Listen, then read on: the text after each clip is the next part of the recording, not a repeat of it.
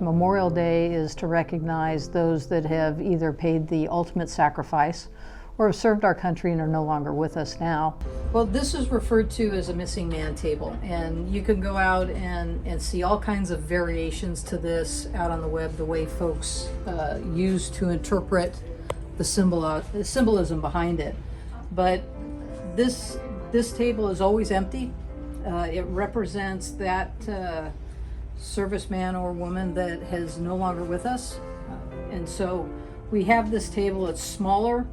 It symbolizes the frailty of one prisoner or one person that has fallen and that they're alone. The second, it's round because we want to make sure that it's never ending. It's a continuous circle, and our thoughts never falter from that. We want a white tablecloth because it represents the purity of that service member's response to our country's calling.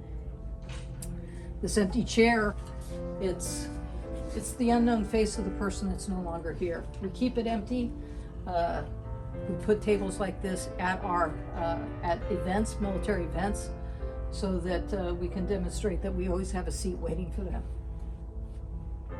The single red rose reminds us of the families that they've left behind. The red ribbon represents our love of country. It's also what inspires us to serve our country.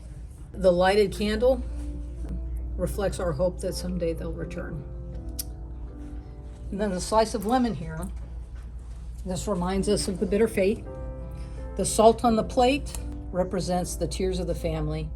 And then we have the inverted wine glass that reminds us of the inability to share in a toast in the events that we have. Now the added piece here, I added, this was a flag that I took with me on my first Iraq combat deployment. I went as a battalion commander, and this flag flew with me downrange in Iraq at my headquarters. And so I brought that in to add it to the table. I'm a veteran. I served 30 years in the military.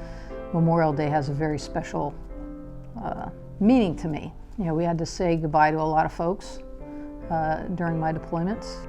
And so that table out there is my effort to recognize those that are no longer with us, that have given their last full measure, and or have served and are now no longer with us. So that we can just remember them,